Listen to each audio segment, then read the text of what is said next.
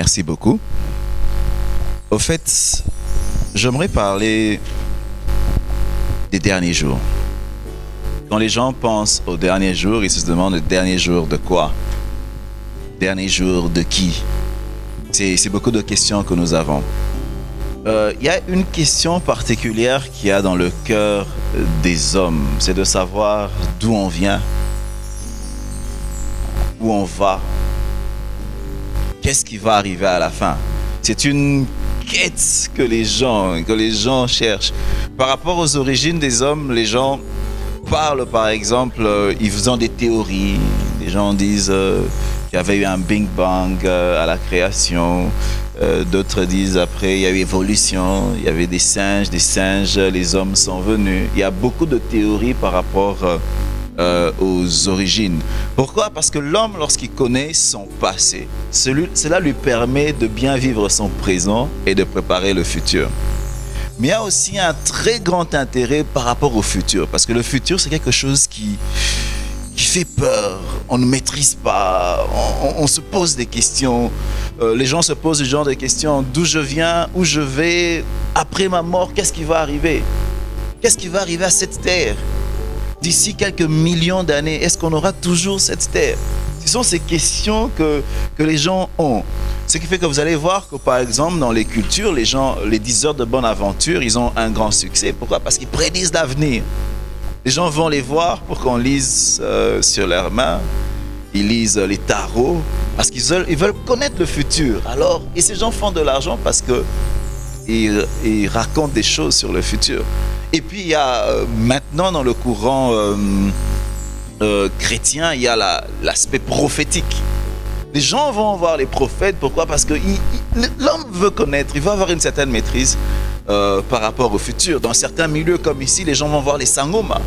Parce qu'on veut connaître le futur. C'est quelque chose qu'on ne maîtrise pas. Pourquoi est-ce qu'il est important de bien savoir ce qui va passer dans le futur? Parce que cela te permet de bien te préparer. Connaître le futur détermine la manière dont tu vas vivre dans le présent.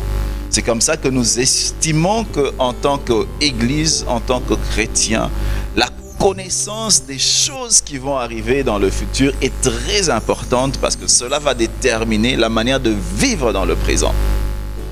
Je me souviens personnellement, plus jeune, c'était ma plus grande question. Je me posais la même question. J'avais une crise, comme on appelle une crise existentielle. Je me demandais, mais les humains, ils viennent d'où? Où est-ce qu'on va? Quel est le sens de notre vie? Qu'est-ce qu'on fait sur la terre? Je me demandais, mais est-ce que notre but, c'est de seulement venir sur la terre, se marier, faire des enfants, et puis après mourir, et puis après la mort, c'est quoi? Je ressentais au plus profond de moi-même ce que Ecclésiaste ressentait. Je sentais que la vie était vanité de vanité. Avoir une belle voiture, et puis après la voiture, quand tu rêves d'une grande maison, quand tu l'as, tu sens que y a un vide en nous qui a besoin de plus que ces choses. Alors j'étais comme ça et j'étais en pleine quête et je me posais des questions. Et puis le Seigneur a permis qu'un jour, je suis allé à l'église pendant que les autres adoraient, parce que moi j'étais pas chrétien, donc j'adorais pas. J'avais mes yeux ouverts et Dieu a parlé à mon esprit. Il m'a dit, Louison, regarde ta vie, d'où tu viens et où tu vas. Quel est le sens de ta vie? J'avais vu comme ma vie défilait devant moi. Et j'avais mon grand frère qui était déjà chrétien. Donc il me prêchait déjà, il me parlait de l'enfer, il me parlait de ces choses. Et Dieu m'a montré comme ma vie. Il m'a dit, Louison, mais quel est le sens de ta vie? Je dis, Seigneur, ma vie n'a pas de sens. Et puis ce jour-là, j'ai décidé de donner ma vie au Seigneur en disant, Seigneur, j'aimerais maintenant vivre pour toi. Et qu'est-ce qui s'est passé? Parce que j'ai décidé de donner ma vie au Seigneur, Dieu est devenu le repère de ma vie. Ça veut dire que dans tous les domaines de ma vie, je prends Dieu comme repère. Et Dieu, qu'est-ce qu'il nous donne comme repère? C'est sa parole. La parole de Dieu, c'est notre boussole. La parole de Dieu, c'est ce qui nous permet de savoir dans quelle direction nous devons aller. Et je suis allé dans la parole de Dieu. Là, j'ai pu trouver des questions, des réponses à mes questions. D'où on vient? Où on va? Quel est le sens de la vie? J'ai trouvé cela dans la parole de Dieu. Et les grandes questions que les hommes ont, j'ai trouvé des réponses en lisant la parole de Dieu. Par rapport au passé, vrai. Par rapport au futur, oui. Mais dans notre cadre, nous allons essayer de nous concentrer plus sur le futur, pas sur le passé. Il y a une autre chose, c'est que pourquoi est-ce que la parole de Dieu c'est une boussole? Vous savez, lorsque vous lisez la parole de Dieu, à peu près le 1/3 de la parole de Dieu est composé de prophéties. La Bible, c'est un livre prophétique. Mais vous savez ce qui fait la force de la Bible par rapport aux autres livres que les gens utilisent dans diverses religions? L'aspect prophétique compte beaucoup. La Bible contient des prophéties qui se sont accomplies. Et si les prophéties qui se sont accomplies, si les prophéties écrites se sont accomplies, c'est que celles qui ne sont pas encore accomplies s'accompliront. Je peux vous donner un exemple.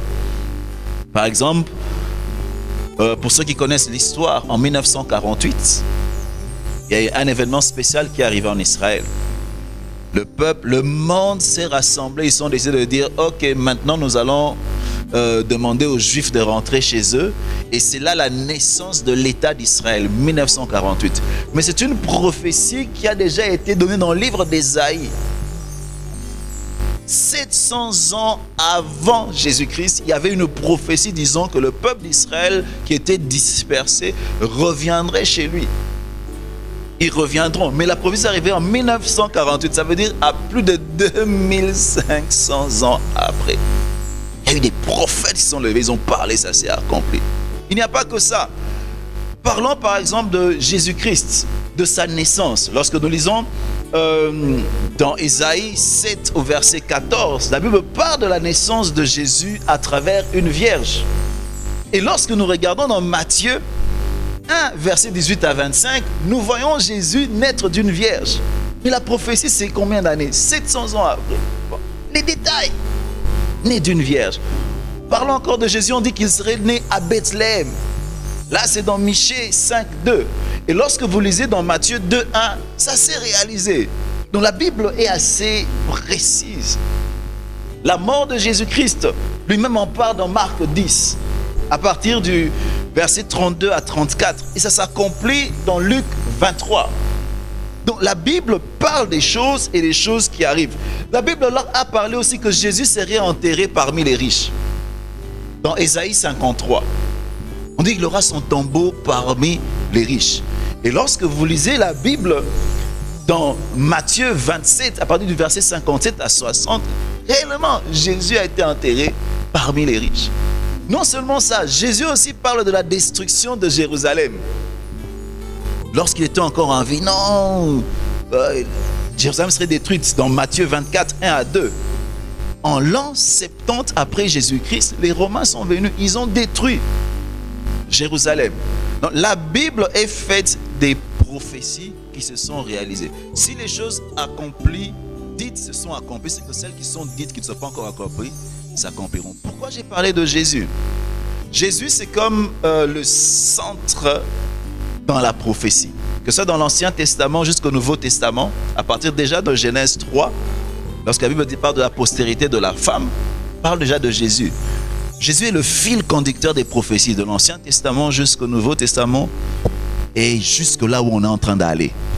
Ça veut dire que lorsque nous voyons les choses dites sur Jésus, que j'ai pris comme un exemple, s'accomplir, c'est que les choses dites sur lui s'accompliront encore.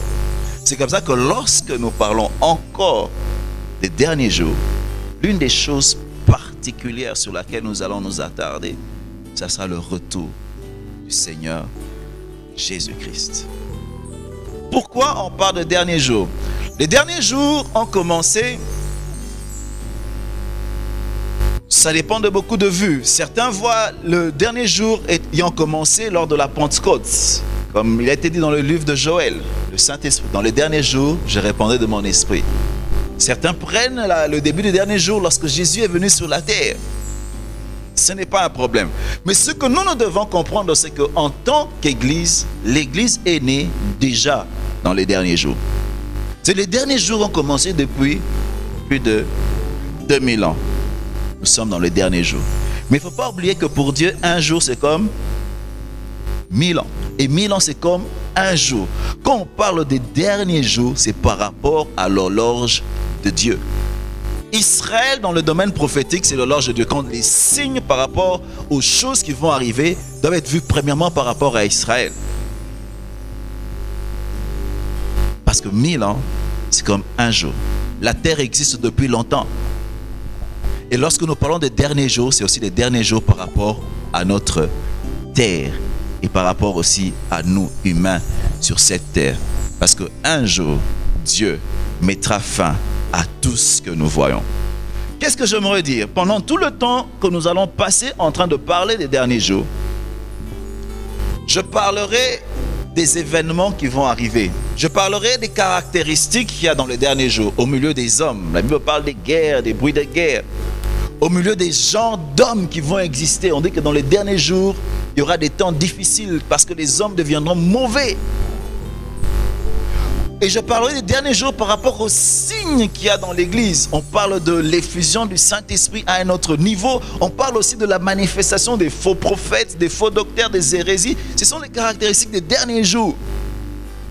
Nous allons étudier toutes ces choses afin que les gens soient aux aguets, qu'ils sachent comment se comporter par rapport à ce temps. Non seulement nous allons parler de ces événements, mais nous allons aussi parler du retour de Jésus, certainement, de l'enlèvement. Nous allons parler de l'antichrist qui va se manifester. Nous allons parler de la tribulation. S'il y a dernier jour, nous allons parler aussi du jugement dernier. Qu'est-ce qui va arriver à l'humanité? Sur quelle base Dieu va nous juger? Nous allons parler du millénium, parce que lorsque Jésus revient, il y a un règne qui va établir sur la terre. Nous allons parler du millénium. Nous allons parler aussi de la récompense qu'il y a pour nous. Parce que lorsqu'il va revenir, il y a des choses qui vont se passer.